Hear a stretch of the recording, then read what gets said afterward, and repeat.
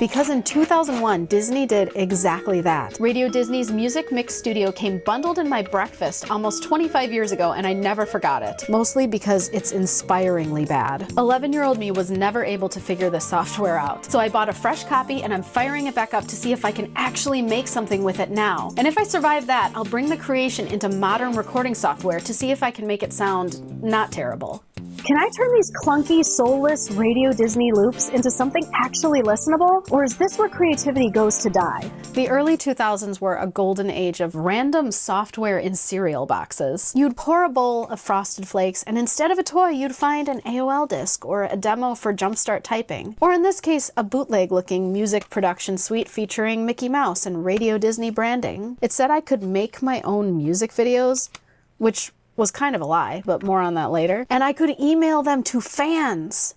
I didn't even have fans. I didn't even have email. I was 11. Another thing I appreciated about this was that this wasn't a mail order situation where you fill out a form on the back of the box and have to wait for them to mail your software. And I have some of those, but I'll cover these in a future video. The demo CD for this, though, was actually in the cereal box in a sleeve that looked like this. But when I repurchased it more recently, it came in the full original manufacturer's packaging, which I did not open right away because I needed to show you this very important sticker. It proudly advertises that it includes a microphone. This was premium software right here. And according to the back of the box, becoming a pop star is as easy as 6 steps. Step 1, choose from an impressive lineup of musical genres. Step 2, customize your masterpiece using over 100 loops. Wow. Step 3, record your vocals, or if that's too ambitious, just add applause or cheers. Step 4, create a full music video with funky animations. Their words, not mine. Step 5, use the built-in desktop player to enjoy your creation. Of course, it's in a very unfortunate proprietary file format. And finally, step 6, save your song and send it to friends and fans, assuming you have either. Once I opened the box, it got even better. There were promo materials for Disney's up-and-coming artist Myra, an ad for a lab tech headset you could apparently buy to upgrade your already premium mic, and a Radio Disney flyer featuring icons like A-Teens and Aaron Carter. Then of course we have the CD-ROM itself and the included microphone, which I was oddly excited to open. This is the mic. It's just this little guy. Do you hold it like this to sing? Ah! Now we can move on to installing the software. And you know you're in for a good time when there's music that plays during setup.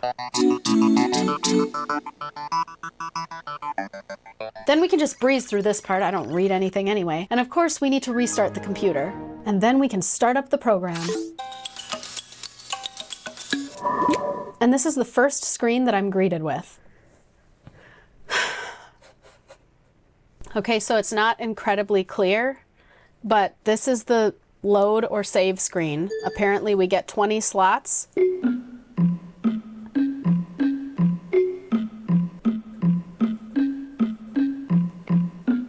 Look, I'm already making music. We'll just select number 1. What does this mean? There is no text on this software, just colored buttons that dance sometimes and make little sounds, but ultimately leave you mystified as to their actual purpose. So I'm guessing this is the sequencer where you can choose which loops you want to use and assemble them. I'm guessing this button lets you record vocals. This button causes a little blue man to dance. Could we just have some text on the screen that says, start here? I started at the large blue dot, and what I landed on was basically a very watered down version of a DAW. It had the basics like instrument tracks, mute and solo buttons, and volume sliders. But then at the bottom of the screen were 9 tiny picture icons with the essentials, you know, an alien, a pair of sunglasses, plus these little guys that were just bopping along down there. A trip back to the help document explained it. The 9 icons represent 9 different genres to choose from, each with 3 predefined songs to mess around with. Up first is pop dance, then pop ballad,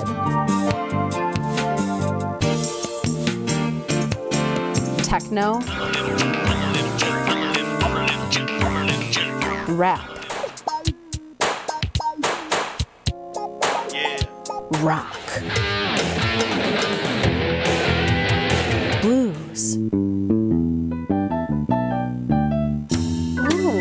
jazz, world music. I'm kind of vibing to this one, to tell you the truth. And lastly, retro. What I want to know is, what are these little dancing characters? Oh, if you are building your own song, each of these little dancing characters represents one of the specific tracks. It might be keyboards, this guy is drums, and so you use these to choose your loops. Like I can pick this. Do I double click? They make it very unclear with how to get your track to the actual timeline. I tried dragging, double clicking. Am I missing something? Back to the help document. Here we go. To place a block on the mixing board, click on the musical block and then click on that instrument track in the mixing board. So we click it and then click here. Goodness gracious. I have it on good authority that this is actually how Disney makes their music now. They just have a slightly more robust version of this software and they must just pipe all the loops in and just press shuffle. And then there you have it, a new Disney hit song. Who was this for? A younger kid who can't read probably wouldn't care about arranging drum loops. And an older kid who could read would probably just want words to tell them what's going on. So instead, I had to keep exiting the program entirely and opening up the README file just to figure out what I was supposed to do next. But now that I've cracked the code on how this software was meant to work, I think we can make something out of it. This one is speaking to me right now, so I think I'm going to build a song with this genre, which I think was world, which makes sense since it's the world. And then after I compose a little snippet, we'll use the microphone that was included in the box to record a vocal and see what it sounds like. We'll speed through this part so you can see the process, which took about 5 minutes. Here I was just choosing and arranging the loops to create the song. I don't have a plan in mind, I'm just going off of vibes, but you really can't mess up considering that the loops are all made to work perfectly with each other, so you could literally do this without even listening and it would turn out fine.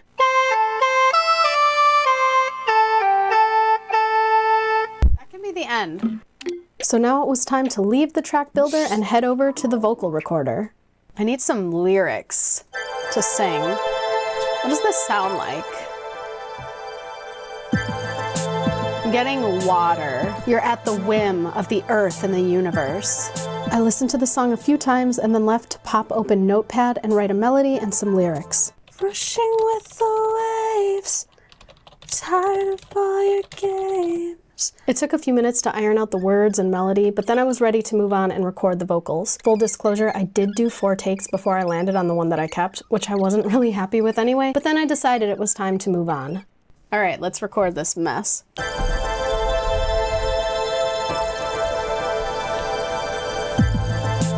Rushing with the waves, tired of all your games.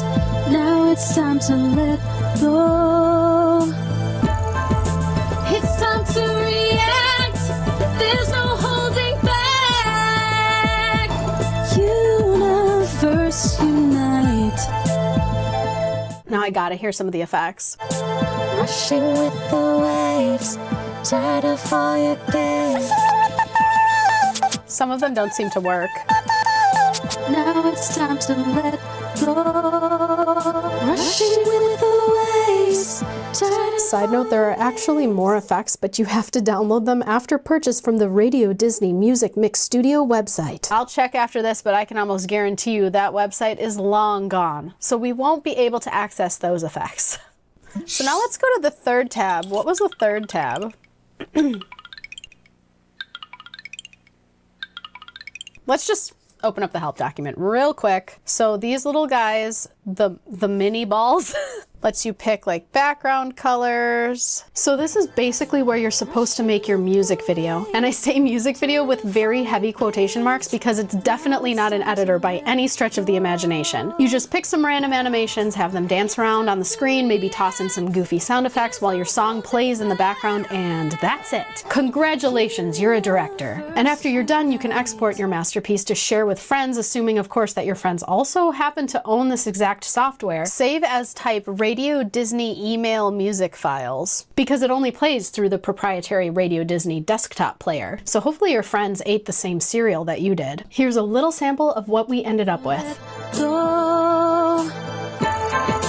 It's time to react. Now it's time to give this song a glow up in modern editing software. I will be using Logic Pro X for this sonic experiment. I went through and soloed each track so that I could capture each sample separately. Once it was all recorded, I brought it into Logic and started chopping it up and arranging it exactly how it had been arranged, essentially, in the Radio Disney software. But now, with full control over each track, I can add compression, a bit of EQ, some reverb, etc.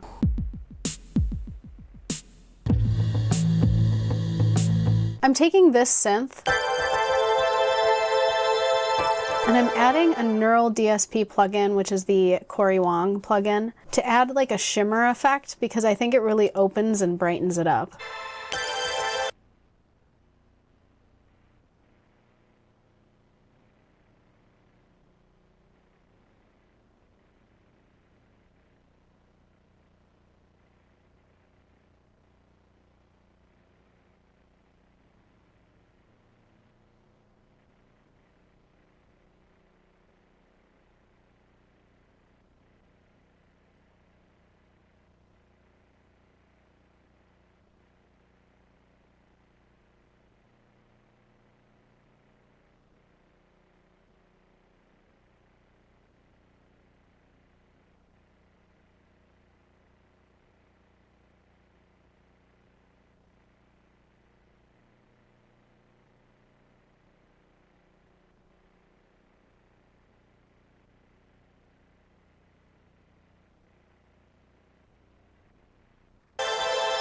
Then I was able to record the vocals with my SM7B microphone. It's time to react.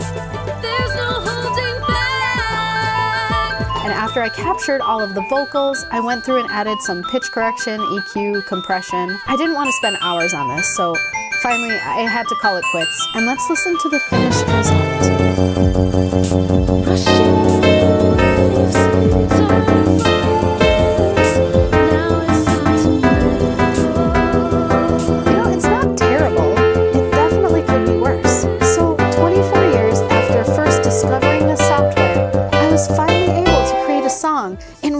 Disney Music Mix Studio. It just took over 2 decades of practice and absolutely no help from Mickey Mouse. And if you think this was cursed, wait until you see me try to make a multi-track song in nothing but Windows Sound Recorder.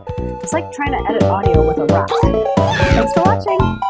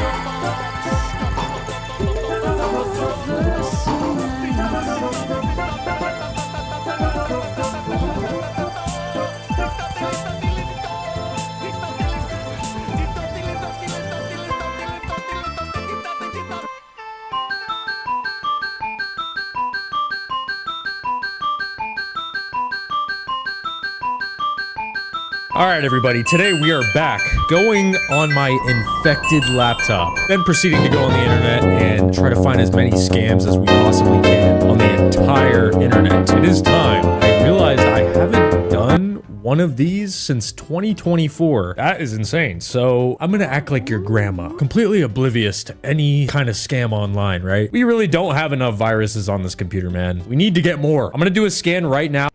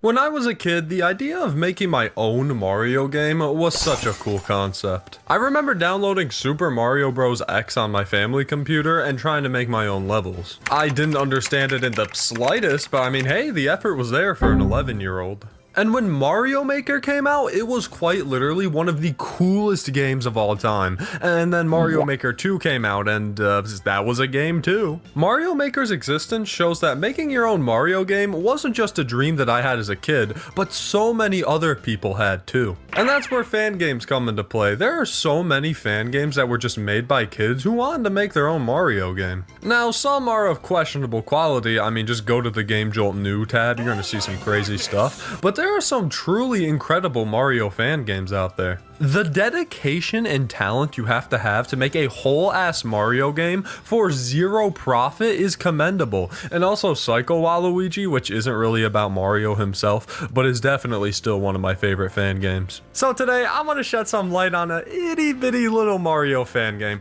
titled My Mario Game. Now, don't be fooled by these silly screenshots, because trust me when I say that 14-year-old Scott really put his heart and soul into this game.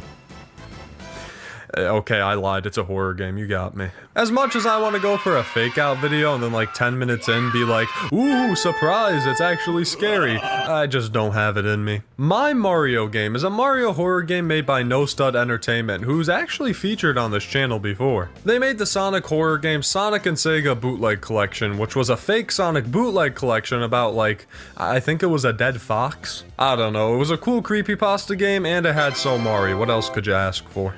Editing bup here. So No Stud Entertainment still did technically make this game, but now they just go under the name of the developer, which is Tiago Aqua. Just wanted to include this to clear things up. I actually stumbled upon this on Twitter when it first came out, and I did play a bit of it, but I never truly finished it until now. Now, I've only heard good things about this game, but let's get honest. Is it really as good as I heard it is? Yes, it is. I implore you, go play the game first yourself, and then come back and watch my goofy attempt to play through it. It is a very unique Mario horror experience. So with that, let's dive into the scuffed madness that is My Mario Game. Opening the game, you get that classic Game Maker loading screen. This loading screen either means you're in for a banger or the worst experience of your life. You're met with a message from Scott, the fictional 14-year-old who made this game. Hi guys, this is my first video game. My name is Scott and I am 14 years old. I really like Super Mario games and I have a dream to work at Nintendo, so I wanted to start making games. This is my Mario game and it's called Super Mario Adventure. He seems like a great guy. It's a shame he's a main character in a horror game. The title screen keeps up that gorgeous scuffed fan game feeling. Strange techno music that doesn't fit at all, horrible graphic design, and mismatching sprites and backgrounds. I've never really seen a game try to mimic that fan game made by a kid in the late 2000s vibe quite like this. I honestly love it so much. You explore the classic Mario level 1-1 while playing as the Mario from Super Mario World, I guess. Not only that, but you are stuck with the worst gameplay known to the human race. The jumping feels weird, you get stuck on the side of every block, you die if you try to stomp the Goombas, the coins don't make the right noise, it's just... perfect. And also, the music is just a simplified remix of the normal 1-1 theme. It's really giving me nostalgia for the old Mario fan games. Don't even give me the scary stuff anymore, just let me play this. Okay, not really, but a normal Mario fan game where it goes from this to a really solid and well-made platformer is a great idea. Anyways, on to the next level, which is definitely more fan-made than the last one. You've got some fake moving platforms, lots of coins, this strange question block maze, I think, and to top it all off, the game crashes when you get to the end. I think it's part of the whole scuffed experience the game's going for. Let me just boot the game up again real quick. He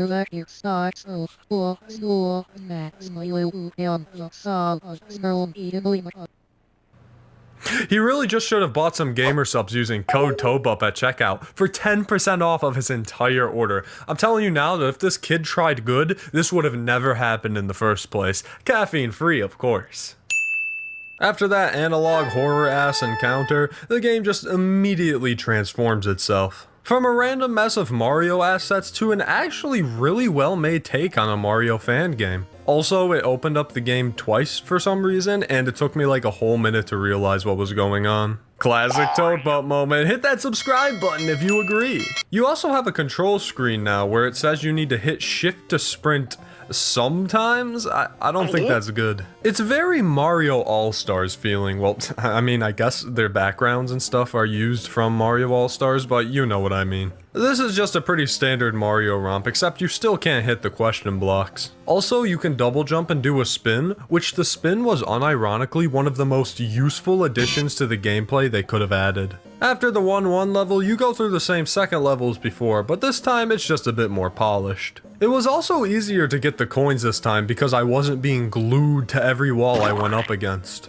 Instead of crashing when you finish the level like last time, you actually move on to another level, this time being an underground one. This is also where I died for the first time because although the game isn't as scuffed as before, it's still a little buggy. Nothing that really ruined the experience, but just something I noticed multiple times. Speaking of things I noticed, who's that little fella spying on me? I'm sure it's fine, probably just a big Mario fan who's too scared to say hello. Once you reach the end, the main pipe is actually blocked off, which I mean is fine.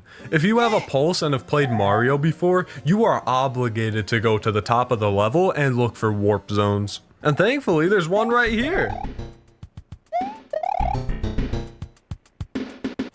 Oh, is everything good, Mario? Entering the pipe leads you to a new unique underground level with a more somber tone and your computer name replacing Mario's. Finally, Tobup is Mario. There's also some new gimmicks at play here with these leaf blower thingies and this coin that'll make certain blocks transparent. I guess another gimmick that was added was real ass cars. I must have missed the Mario game where they added those. Wait, what am I saying? They did that in Mario Kart 8. Eventually, you come across this area that's almost like a parking lot, cars scattered about. The music stops as you can move on to the next level. This one takes place inside of a castle, which has you chasing down this faceless brown Mario, presumably the same person who was watching you before. I don't know if there's an official name for this creature, so I hereby dub them as Plunge. I named them that because they tried to get me to plunge into a hole to my death, so there you go. Say hi to Plunge, everyone. Editing Bup here, so after scripting, recording, and beginning to edit this video, I discovered through the Wikipedia House of Horror Brews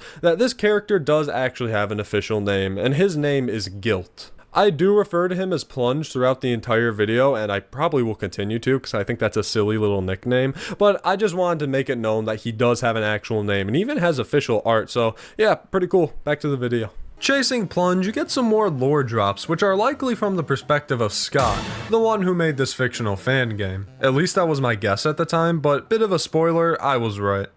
I want to believe that he will be in a better place, outside of the problems that normal people have.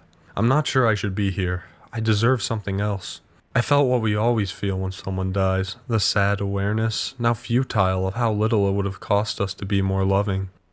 Jesus Christ, Mario, all those Goombas you killed finally getting to you? If you haven't picked up on it already, there's a lot of themes of loss and grief kind of scattered throughout this whole game, and it's kind of weird to say that this is dark for a Mario horror game, because think about it, any other bloodied-eyed Mario that I've talked about is not going to take the time in the game to talk about, like, repenting for their sins and the meaning of loss. After making your way through the castle area and reading that final message, you finally catch up to Plunge. But now it's time that he catches up to you. Oh shit, there's like 100 of him! Remember earlier when you learned that you needed to sometimes sprint? This would be one of those times. You just gotta book it as more and more plunges proceed to chase you down. It might take a few attempts to get used to the layout of the level, but after that, you should be good to beat it. Chased into a tunnel, you're trapped by a wall as this ambient noise begins to play. Suddenly, the noise is interrupted by a truck, and you're hit by, well, a truck. I might have a pretty good idea what happened to the person Scott was talking about now. My suspicions are confirmed as after the truck hits you, the game cuts to black as Mario fades in to give you some more lore. My father was a famous writer. He was working on a science fiction novel called The Scolian Project. My mom, I don't talk to her much. She's more concerned with her work. Sometimes I try to talk to her, but she doesn't usually listen to me. She even gets upset sometimes. Generally, I tend to talk more to my friends. They were quite worried and sorry for what happened to me.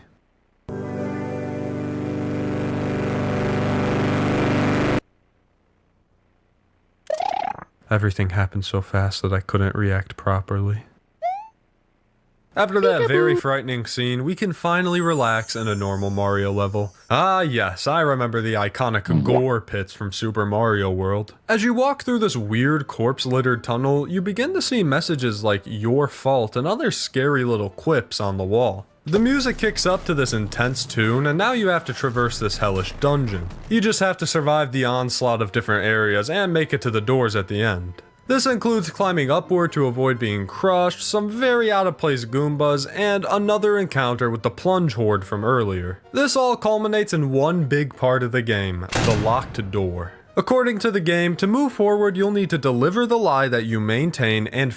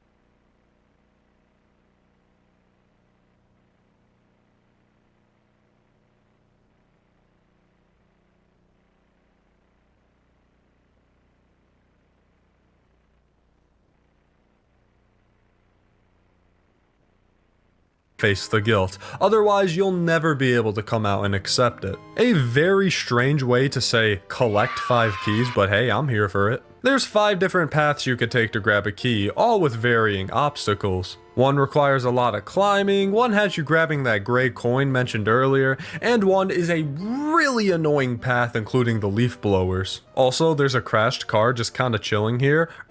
Lore Easter egg spotted. After grabbing all 5 keys, the door that was previously locked is wide open as the game proceeds to go quiet. In stark contrast to before, you're now in this ethereal white and gray plane that feels a lot more calming compared to the past worlds we've been in. I can't really make sense of what the background is or why the ground has what appears to be windows and rooms inside of it, but my guess is that this is like heaven or something. Or maybe it's purgatory? I don't know, but there's a pretty good chance Mario isn't dead because he can still die here after all. What would that make him? Double dead? I don't think so, pal. Instead of explaining every single part of this level in detail, I'll just say that I really enjoy the strange, angelic feel of this aesthetic. It contrasts well with the previous stages and helps support the story that this game is going for, which you'll learn a little more about soon. Also, while trying to read this message, I got stuck in the walls and floor. I guess you can no-clip through heaven if you try hard enough. The message I was trying to see reads, "The actions that one commits have great consequences,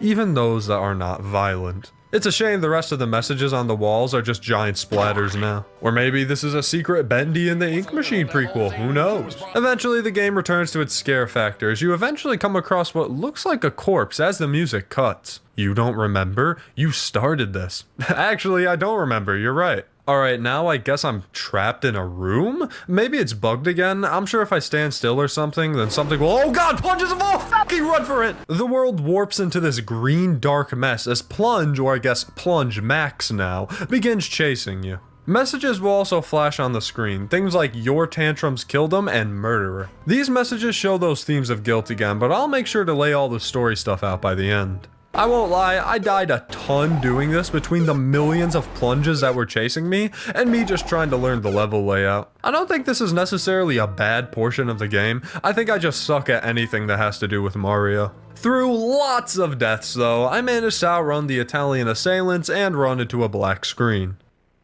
I don't know if I did something wrong or if everything happened by chance, but what I do know is I will have to face it one way or another. I have seen death in front of me.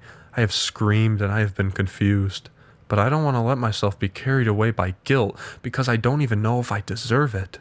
If I am guilty of something, I would have already known it. So, if you haven't put things together so far, the narrator, likely Scott, feels responsible for causing the car crash that led to his father's death. Throughout the zany Mario adventures, he learns that he shouldn't be holding himself responsible for something that was ultimately out of his control. Also, when I was at this point, I still had zero clue if he was dead or not.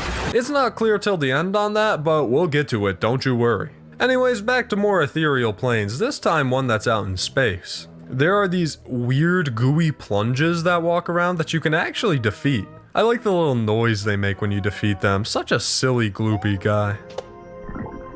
To be able to move on, you have to defeat all of the gloopy plunges in the area. I don't think anybody in their entire life has said the phrase gloopy plunges before. It's a little easier to die during this part just because there's bigger gaps and now there's enemies, but it's not really hard and you can move on to the next area. Now, you have to just guess which door to go through in order. Go through the correct door and you move into the next area. Go through the wrong door and you get jumped by a bunch of plunges.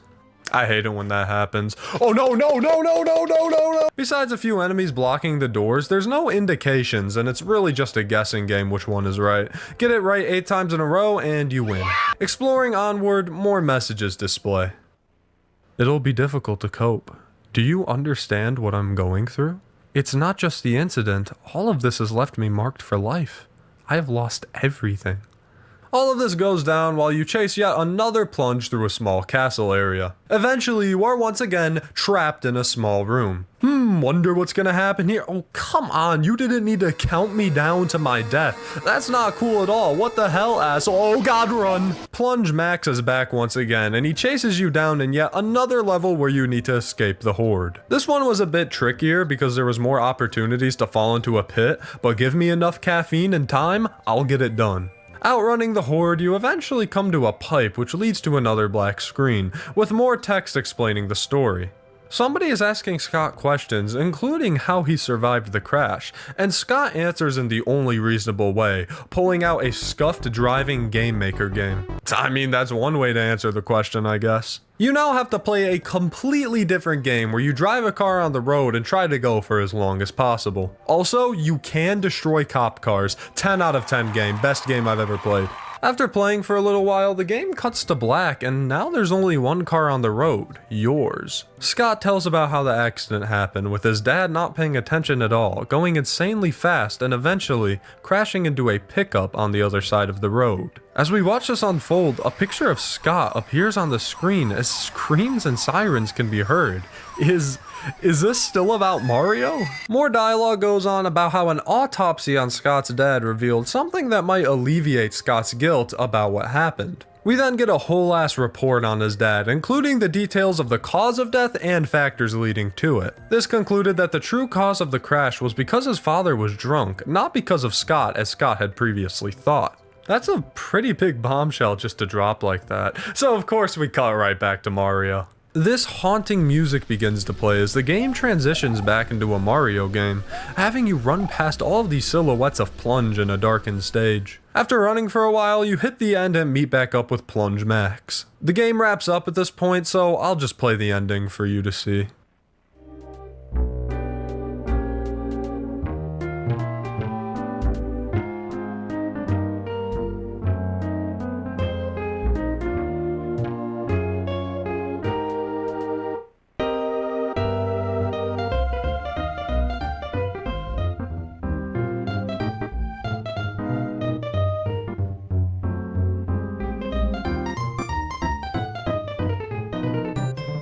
Holy shit, SpongeBob made this game? The story of Scott wraps up and so does this game. I'll say, as someone who went into this thinking it was gonna be another bloody Mario game, I was pleasantly surprised. I've seen Mario horror games take on unique and dark topics before, but very few go to the level that my Mario game does. Posing as a fan game from a kid, and then turning into a tragic story about said kid is honestly a genius idea. I know pretending to be a bad and broken game isn't a new concept, but I don't see it done nearly as much as it should be. The story was built up well and never made me feel lost at all, and also I forgot at the end of the game a fake news article about the crash pops up. That is so cool. But I did not need to know about Lily Allen starting a feet OnlyFans. The gameplay was also something I love to see in creepypasta games. Actual gameplay. I got stuck on a few of the chase scenes for a bit, but it was never frustrating. I also really enjoyed the character of Plunge. I think we really bonded. This game just has such a cool concept. It's not exactly breaking the fourth wall, except for that one time he used my name for some reason. I don't know why it did that.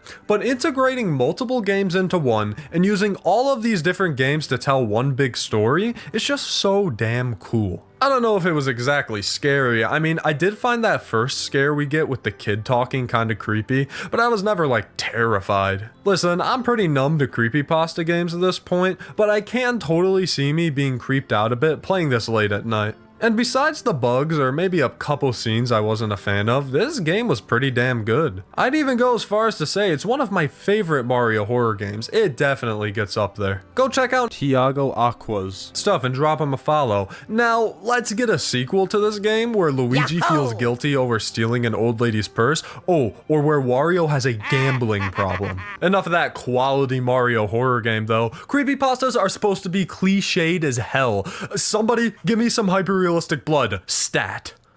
Oh, thank God, that's much better. Getting fit and funky, is that your desire? Get down and boogie till you catch fire. Dance and shake the soul and makes you feel alive. Shakes up your body, high five. You've got the will.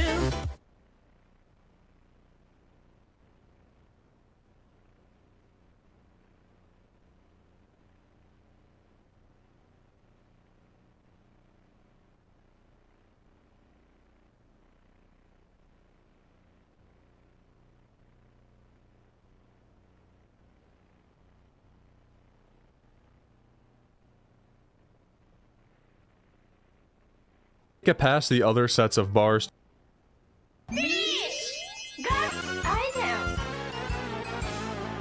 Mario, without a doubt, has the most fan games out there at this point. Besides maybe Sonic, there's absolutely no one rivaling this very red man. In fact, there are so many Mario fan games that subgenres have begun to form. Kaizo Mario, Mario 64 ROM hacks, a lot of games based on Mario All-Stars for some reason, and of course, the subgenre I just can't seem to stay away from, Mario horror games. I've talked about Mario horror games quite a few times on this channel, which you should go watch, but when I first covered some back in 2023, I had no clue just how vast the world of scary Italians really was. This fairly niche category of fan games has come quite a long way, from a select few ROM hacks and EXE games to a whole flourishing community. Mario fan games based on horror seem to be here to stay, and I'm all for it. So, to celebrate Mario Day, which is probably past by now, what is it, like the 12th or 13th? I don't know. I thought it'd be fun to once again take a look at a handful of unique Mario horror games. And you may have noticed if you're a fan of the channel, but I like to give most games their own videos nowadays. There's so many cool horror fan games out there that deserve more than to be squished into a 30-minute long video. However, there's also a lot of horror fan games that I can't really see getting their whole own video, due to length or lack of depth.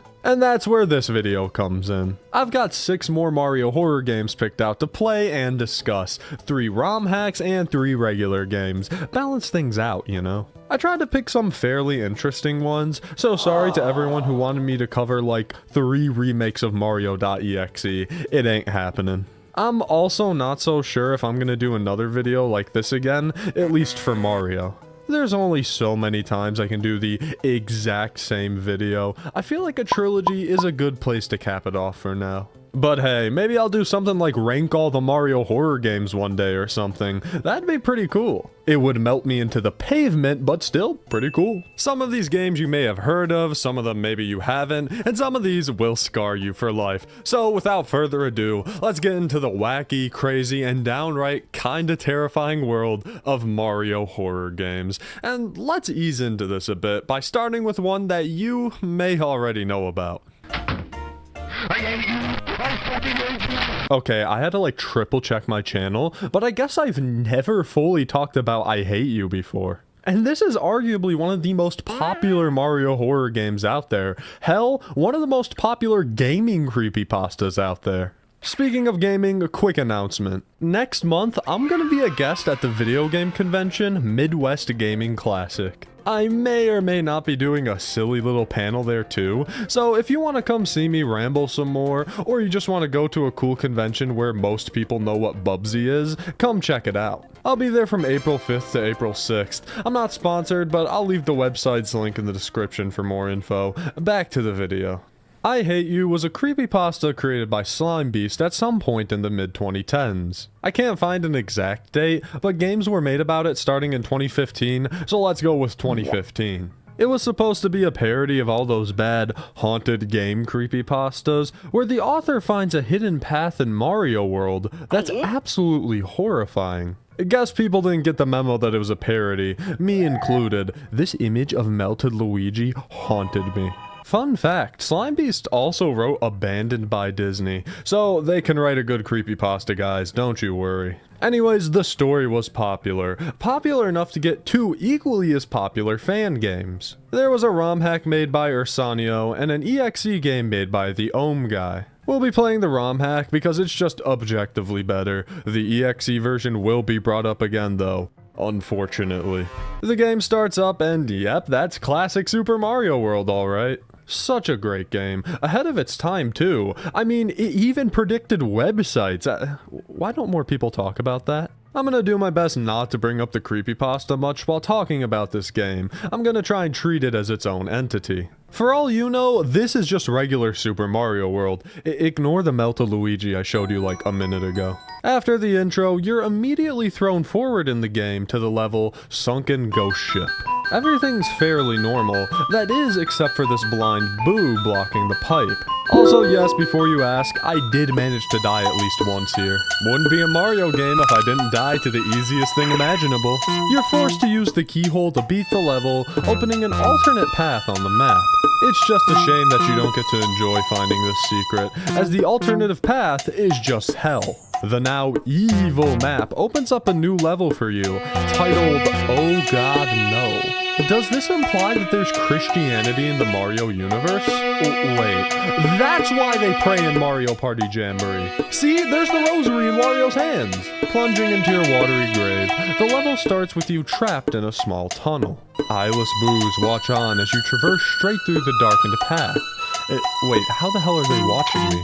All of a sudden, a bloody bullet bill comes rushing towards you. Oh, I meant a bonsai bill. I'm so sorry. The last thing I need is a bunch of sentient bullets coming to kick my ass. Invincibility kicks in just in time, which is explained in the story as you using a Game Shark code, but just, I guess don't question it here. As you go through the tunnel, bloody messages appear on the wall like, "Why won't you die?" and the titular, "I hate you." More blind boos, some giant boos with really detailed throats, I don't like that, and you reach a pipe.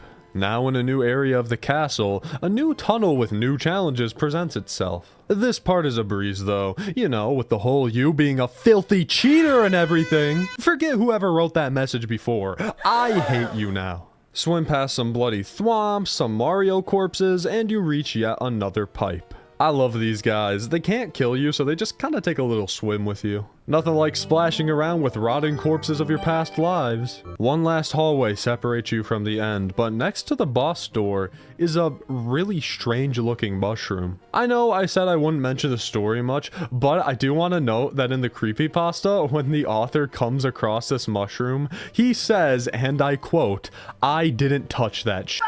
This left the mushroom as a mystery, and being the fungi guy myself, you know I had to touch the thing that would probably kill me. Touching it does kill you, showing you the words "you're next," with of course the classic Kefka laugh playing. It then brings you back to a now bloody version of the world map. Not a horrible use of the shroom, but this is where the EXE version of I Hate You comes back with a vengeance. This is definitely the biggest difference between the two versions, and the reason that the EXE game is so infamous. I already gave a flashing lights warning, but I'm gonna say it again, because when you pick up the mushroom in the EXE version, this happens.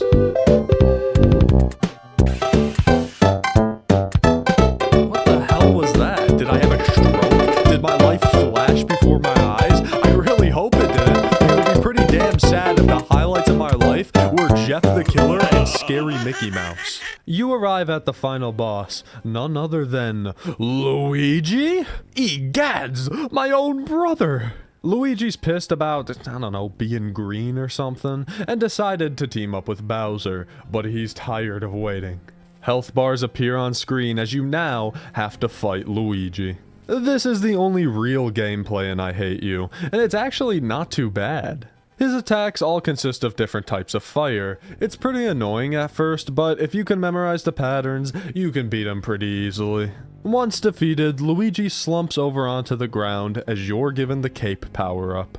You walk up to your brother, knock him into the lava, and watch him as he burns to death. Mario cries in the story, but here he's just completely stone-faced as the screen goes black. Not a thought going on in that head, huh, buddy? The game comes to an end as you're left on this new haunting end screen. Okay, unironically, this is fucking hilarious. Luigi is charred to a crisp, but still happy as can be. Mario is goddamn furious about it, and Peach is sobbing uncontrollably. I think I need an oil painting of this image in my house. And that marks the end of the popular I Hate You ROM hack. It was a neat little experience, not great, not terrible. It wasn't exactly super engaging, the gameplay was limited to a single boss fight, and it turned me into a filthy criminal. On the other hand, I do like some of the unique sprite work here. The end image is ever so slightly unsettling, and it's overall a very faithful recreation of the creepypasta. It was also one of those Mario horror creepypastas or games to be revived by the Friday Night Funkin' mod, Mario's Madness, so it's got a whole new audience now. You kids will never understand the trauma that that mushroom caused. I can't even look at a mushroom the same anymore. Now, in that game, Luigi was the bad guy, but in this next one, he is in fact the good guy, and also the bad guy. It'll make sense, trust me. Next up is another classic Mario horror game, but one I don't see nearly as talked about these days. Luigi Insanity was a Mario fan game created for Halloween 2014 by LSF Games, who goes by Lily now. I found out about this game when Peanut Butter Gamer talked about it back in 2016? Oh my god, I remember the day he dropped this video. What happened to the years? Fun fact, the developer who worked on this also is the one who made the Super FNAF fan games. Anyways, although it's a short experience, I really like this game. Part of that is because it's like the only Luigi's Mansion horror game. There's barely any fan games of this franchise as it is, let alone ones that prioritize horror. But somehow, there's still multiple fan games about Mario and Five Nights at Freddy's. Sorry, what was I talking about again? Oh yeah, that's right, the Scary Luigi game. That mushroom from earlier gave me brain fog, my bad. We open up on Luigi being frightened awake by some lightning, and according to this narration, it would be a night he wouldn't forget. Gallivanting around the house for a bit, you get a call from Professor Egad. He's the guy from Luigi's Mansion, by the way. You know, the guy. He appears to be in some sort of trouble, so begrudgingly, Luigi ventures off to another haunted mansion in the rain. This is also a good point to talk about the graphics. They look really solid. I think it absolutely nails that whole Luigi's Mansion kind of Twilight-y vibe in a 2D art style. I don't know if this Luigi sprite is original or not, but he's looking dapper. Luigi finally approaches the mansion as the real game now begins. The whole shtick of this game is to investigate items around the various rooms and just try to navigate. Luigi's always got something to say about the items, generally positive. I'm glad he doesn't, have a burning hatred for plastic plants. That'd be crazy. As you explore this first room, Egad calls you to warn you of a ghost roaming around the mansion. Also, he says, thank God. See, even more proof that Christianity is in the Mario universe. Hell, Luigi said it earlier when he was burning. That's 3 points on the Jesus meter. Besides interacting with objects, this is the other big part of the gameplay. Twice in the game, there are these scripted segments where you have a short amount of time to hide from the ghost. You're given multiple choices, but some may lead to your untimely doom. Now, is that the ghost Luigi, or is that me after I die? Or does nothing happen when he finds me? He kinda just looks on his game. After surviving the first encounter, you can move forward. Also, I love the balloons. One day, I'll make a super long clock tower video, I swear. For a little while, the game is pretty straightforward. You have to solve some puzzles to advance, and to do this, you have to interact with everything that you see. It's dark at the library, so you have to find matches to light a candle. You can then look for a secret passageway by pulling on a random book. A part of the floor falls, so you need to find a way across. Your solution is to find a chainsaw, saw off a portion of a bookshelf, and use it to walk across. There's not really much happening in this part of the game. It's just some standard puzzle solving that's not really engaging to talk about. This is honestly getting kind of boring to talk about. I wish something like a random meteor with no story relevance would just come crashing through the walls and kill Luigi instantly.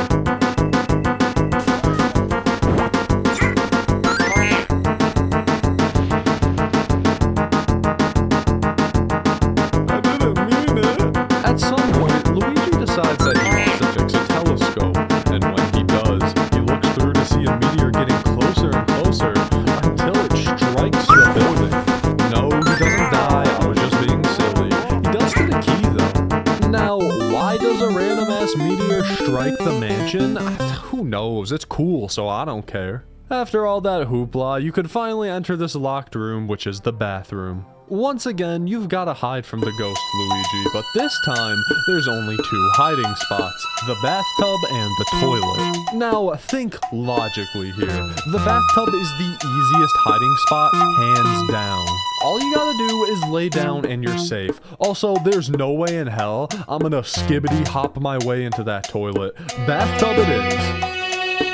Yeah, no, I take it back. Kill this guy with a meteor. Turns out the toilet is where Luigi can fit into, not the big-ass bathtub. After successfully hiding, Ghost Luigi says, "Oh, that's real nice," and flushes you into the sewers. Make your way through the dark sewer, enter the mansion with a key you find sitting on top of a tree, and continue on. Oh, also I forgot to mention, the clock's been ticking this whole time. It's not really relevant, but like, it's there. I hope at 6 we get a little hooray. Going up the elevator, you encounter a little ghostly fella. He chases you down the hallway until he's finally defeated when he runs into sunlight. Wait, hold up. It was dark like 5 seconds ago. How did it get sunny? EGAT is safe, the King DDD theme is blasting in the background for some reason, and the credits roll. Hold on, graphics done by human? That's exactly what someone who wasn't a human would say. I bet it's a gorilla or something. Luigi's Insanity was a breath of fresh air in the Mario horror genre. Well, I mean a breath of fresh air nowadays. This game came out in 2014. There was like 3 Mario horror games back then. I love the aesthetic of this game. Once again, Luigi's Mansion needs more fan games. There's so much more potential for that over bloody scary Mario. The gameplay does get a little repetitive in the middle, having you just click until you find your solution. However, the hiding scenes and some of the puzzles are pretty engaging, at least for a 20-minute game. Yeah, this was a short one, so I wasn't expecting the gameplay to be immaculate, but it did a solid job for what it was. I know Lily doesn't post online anymore, but I hope she's doing well, and I look forward to any future projects. Alright, let's not beat around the bush here. You're here for some .exe games, and by golly, do I have them for you. Kind of. I mean, this next game is a ROM hack, but it has .exe in the name, so it kinda counts. I don't even know why it would do that, but I guess .exe has a way nicer sound to it than .z64. Wait a second, Mario.z64 sounds way more terrifying than .exe. What the f***? Bup.exe64. That sounds like something my comment section would call me. It's a Mario 64 ROM hack made by The Nail for the Simple Flips Creepypasta competition back in 2019. I'll just say it now, this isn't good. It's not supposed to be good though, as it is a joke game. I mean, it's called Bup.exe. Were you expecting something serious? Funny thing though, this wasn't the only Bup-themed horror game in that bunch, as there was also one for the competition called Bup64. I had actually heard of that one before, and decided to talk about the one I hadn't, and that might have been a mistake. But since I am literally the Bup guy, how could I not talk about a Bup-themed horror game? If you're unfamiliar with what the Bup meme is, it's basically Toad, specifically this picture, saying the word Bup. It's really not that funny. But it was pretty popular in the 2010s, and the streamer Simple Flips was part of the reason for that. In fact, it was so popular that a certain high schooler you may know decided to base his entire internet presence off of it. I didn't even watch Simple Flips, I just thought it was that funny for whatever reason. On to the game. The game opens up like classic Mario 64, except that Peach warns you about entering the castle, especially interacting with Toad.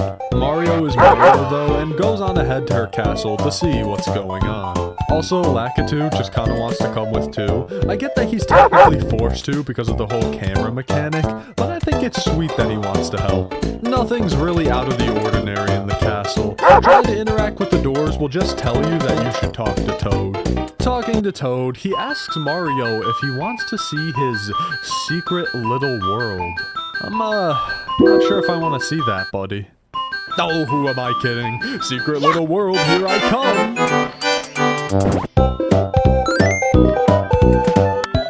Well, I mean, that wasn't very secret at all. You're now trapped in Toad's realm, standing on a wooden plank in a dark blue void, as merry-go-round plays in the background. Toad just wants to play though, so obviously you continue forward. With each pipe you enter, Toad has new dialogue. I agree, Toad, shit's kinda boring. What else you got for me?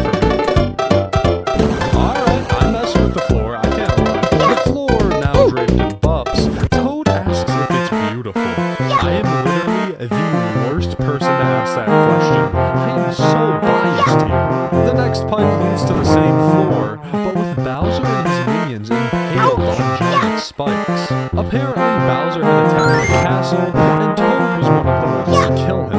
Not sure how, but you know what? Props to him, that's impressive. Alright, I take those props back. The next area is much different, with the bug faces being bloody and evil, and your friends are dead right in front of you.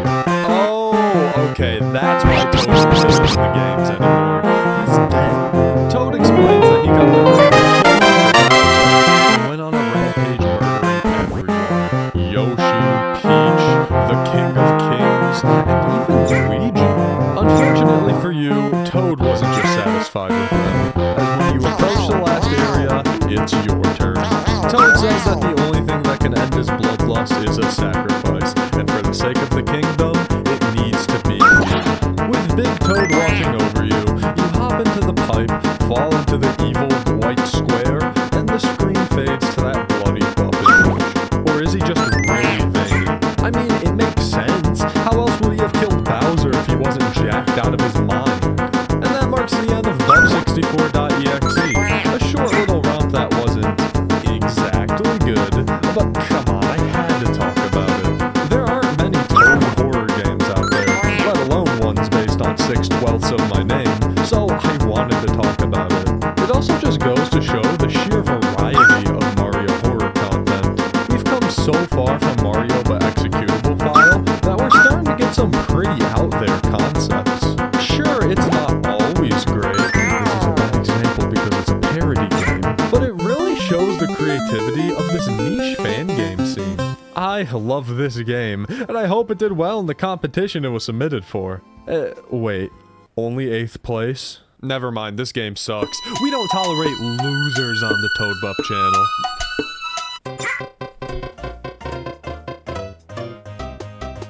If you remember my first Mario horror game video, or just know about Mario horror in general, then you probably know about the game Mario 85, also known as Mario PC port. Headed by Squishybox, it's a short little Mario horror game where you run away from Big Mario. This game absolutely blew up within the community, with the antagonist MX rivaling the popularity of Sonic EXE these days. Mario 85 has gotten countless fan remakes, reimaginings, Friday Night Funkin' mods, and is still being worked on to this day. This game made a huge impact on the creepypasta community, and one of my favorite things to come out of it was Fallen Kingdom, a Mario PC port retake. Fallen Kingdom, yes, it's like the silly Herobrine song, ha ha ha, I jump off the castle, I'm Jordan Marin, born February 10th, 1992, ha ha ha. It was made by Marco Antonio in February of 2024, who you may know for his FNAF fan game called Freak Show, and probably nothing else. Fallen Kingdom takes the concept of Mario 85 and reimagines it as one of those random bootleg Mario games you download online or see Vine Sauce play on stream. I've said it before, I freaking love when games mimic bootlegs, and this was no exception. The game is forcing you to play it in a window, and trust me, that is for a reason. The title screen is reminiscent of those old Russian Mario bootlegs. Why did all of those bootleg games have like an insane game over screen, by the way? I don't know where else I'd bring this up, so I mean, why'd they do that? Anyways, the game starts and everything is in Russian. Mario doesn't care though, he's just kinda happy to be there. The game's got the classic Mario All-Stars look, and you play as Luigi. You skip on through the classic 1-1 level we all know and love, for about 5 seconds.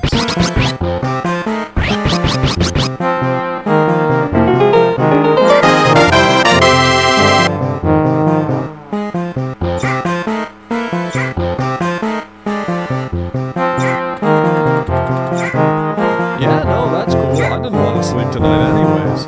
After all, I've got to stay up late to learn Russian so I can understand the threat you probably just gave me. Everything gets scary fast, with the music slowing down and eventually fading once you reach the flagpole. If you've seen Mario 85 before, you probably know where this is going.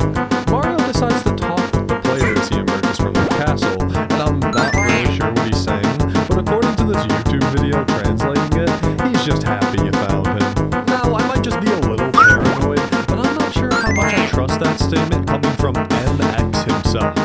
After this though, Jumpman Mario leaves you with one final thought.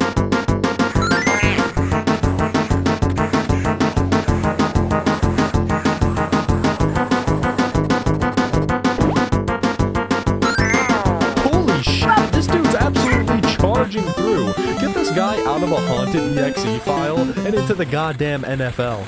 A chase scene then occurs as Mario, or MX, or fucking Big Mustache, I don't know, bursts through the level chasing you down. Listen, I like the chase scene from the original Mario 85, except for the fact that it's annoying as hell to beat, but I think Fallen Kingdom just does it better. Is that an unpopular opinion? Am I gonna get kicked through a flagpole for saying that? There are just so many cool things going on here. The dancing text files around your screen, the window moving with Luigi, the amazing art in the background, and of course the absolutely incredible music that's playing. Like, this is actually, it's good. Also, while this level is challenging, it's also not too difficult. I know there's a hint of skill issue when it comes to me not being good at the original Mario 85, but this definitely feels more fair. I'm not sure what it is, but this took way less time for me to beat. Maybe Mario 85 just like conditioned me for this or something. The chase scene is pretty standard though. Jump over some gaps, you get the fake out Mario death and he goes wahoo, and then you eventually reach a pipe at the end of the map. Wait, what happened? Why did the game close?